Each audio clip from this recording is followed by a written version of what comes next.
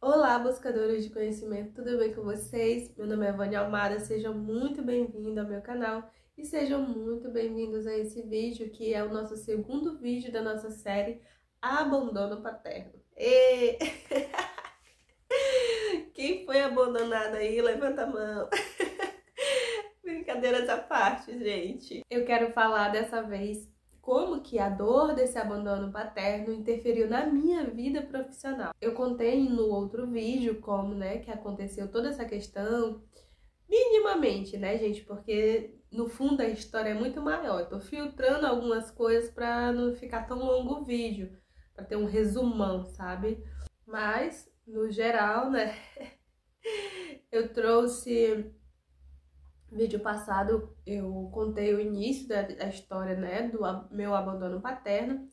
E nesse vídeo eu trago como que o abandono paterno interferiu na minha vida profissional. Por que eu trouxe aquele primeiro vídeo? Porque sempre eu vou trazer referências do primeiro vídeo para que vocês entendam o contexto da história, e fiquem linkando onde que essa decisão, essa atitude foi tomada baseada naquela dor lá atrás, que no caso é a história do primeiro vídeo. Então, se você não assistiu o primeiro vídeo, já corre lá, assiste para você não perder o fio da meada aqui. Então, já falando desse vídeo, como que o abandono paterno interferiu na minha vida profissional. No vídeo passado eu contei que engravidei do meu filho com 13 anos, e levei lá na casa do meu pai. Meu pai não abençoou, simplesmente virou a cara e a partir daí nunca mais falou comigo. Mas eu quero contextualizar porque qual que era o contexto de uma menina engravidar com 13 anos de idade em 2003, Simplesmente na minha cidade, no meu estado, era alguém que não ia ser nada na vida. Com muita sorte, encontraria um homem que te sustentaria, para você ser uma dona de casa. O máximo que você conseguiria na vida seria alguém para ser o seu marido e você ser uma dona de casa para o resto da sua vida. E foi com essa cara que meu pai me olhou, Aquela cara de não vai ser ninguém na vida. Com 13 anos de idade, já tá tendo um filho. Então, eu saí da casa do meu pai com essa sensação, entendi o olhar dele. Então, eu saí da casa dele entendendo que o olhar que ele, olhou pra mim, me julgando, seria: não vai ser ninguém na vida. E eu internalizei essa mensagem e saí dali decidida que eu seria alguém na vida, sim, ele não estaria certo. E o tempo foi passando, eu tinha 13 anos na época, fiquei a sexta série sem estudar. Quando voltei pro ano letivo, que no caso seria o ensino fundamental, eu não voltei pro ensino fundamental regular. Eu fiz o EJA, aquele programa de jovens e adultos, e finalizei o ensino fundamental nessa fase. Fui para o ensino médio, no ensino médio regular, primeiro, segundo e terceiro ano. Quando eu terminei o ensino médio, eu não tinha notas boas para passar no Enem. O Enem nessa época nem era obrigatório ainda para entrar, requisito para entrar numa universidade. Então, mesmo assim, prestei o vestibular e, gente, eu prestei o vestibular. No momento da minha inscrição, eu errei, era para uma cidade em outra cidade do Acre. E a minha primeira, e prestei vestibular mesmo assim. Quando eu fui ver, eu tinha passado na segunda fase, passei para letras português. Só que eu não podia ir porque eu já tinha os meus 2 filhos, que com 17 anos eu tive o segundo filho. No meu primeiro ano do ensino médio eu já estava com meu segundo filho. Então, mesmo que eu tivesse passado, eu não conseguiria ir porque, tenho filhos, enfim. Não deu. Mesmo assim, eu passei, Passei, o importante é ter passado.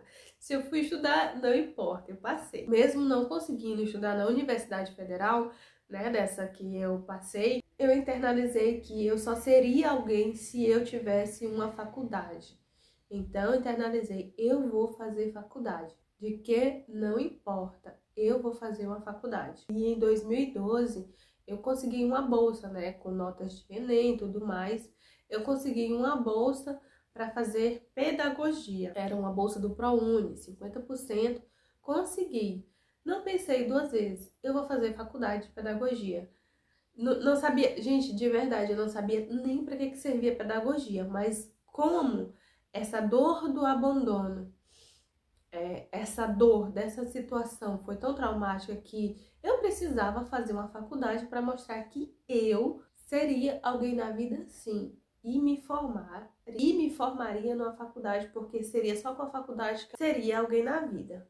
Ok, fiz a faculdade e, gente, é tanto que quando eu me formei, eu mandei um convite para ele, o meu genitor, né? Só que a minha intenção de mandar o convite seria esfregar na cara dele, porque aí é alguém que, gente, nunca foi alguém que quis contato comigo. E eu tive que lidar com essa dor de ser rejeitada.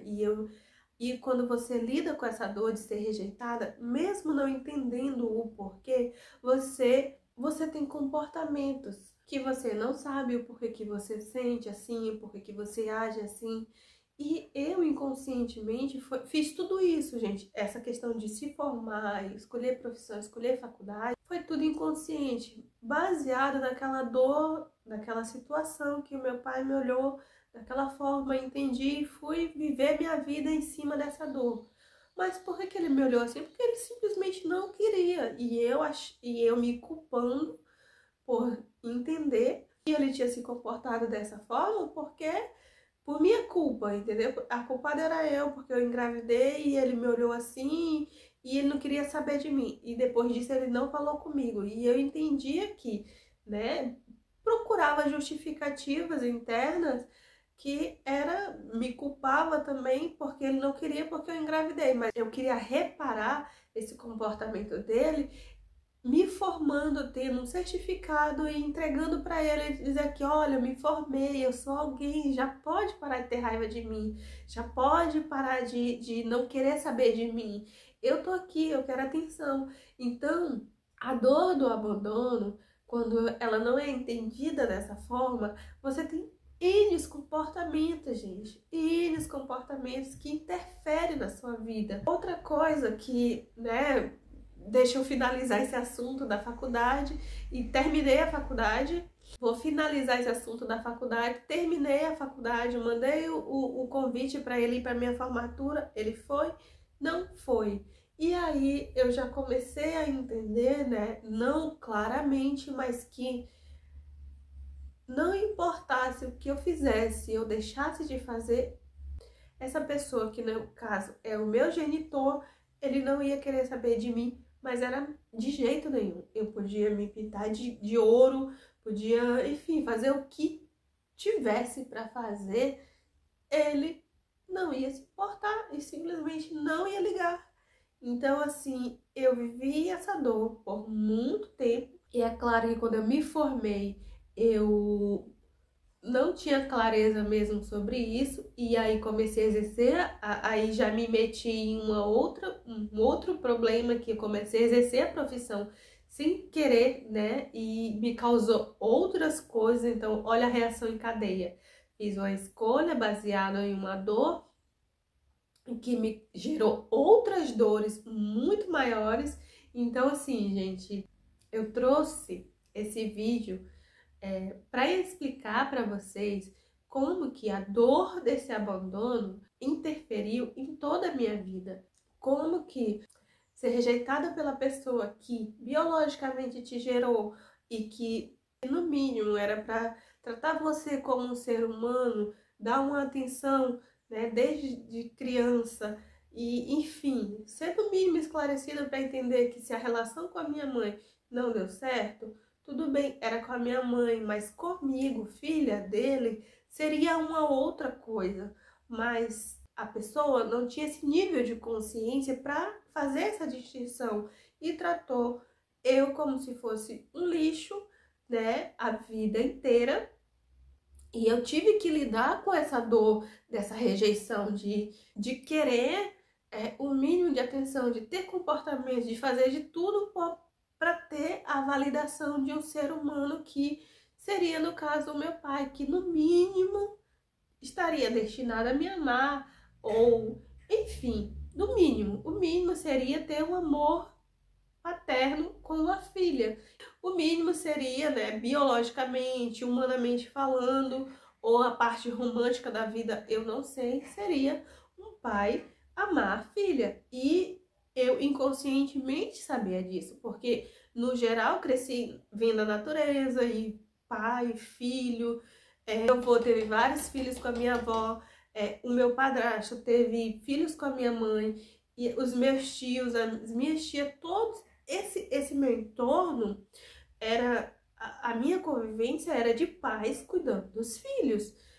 Então, não entrava na minha cabeça e inconscientemente, né, racionalmente, não entrava na minha cabeça como que o meu pai não gostava de mim, não queria saber de mim. Então, assim, a minha realidade, né, com essa questão de figura paterna, de pai, cuidar de filho e tudo, proteger e tal, era diferente, porque a minha família era muito grande, muitas pessoas e todos pais, por mais que não fossem bons pais, isso aí é um outro universo, mas a figura paterna estava lá, amando, fazendo o que tinha que fazer para cuidar, para proteger, era o mínimo. Então, na minha cabeça de criança, eu não entendia isso, porque que todo mundo tinha um pai cuidando ali, né, dos filhos, e eu não tinha uma pessoa para cuidar de mim, uma figura paterna. E aí gerou-se todo aquele sentimento de carência, que interferiu em outras áreas da minha vida, que é assunto para outro vídeo, mas eu quero que vocês entendam como que uma dor em si tem várias camadas, várias facetas.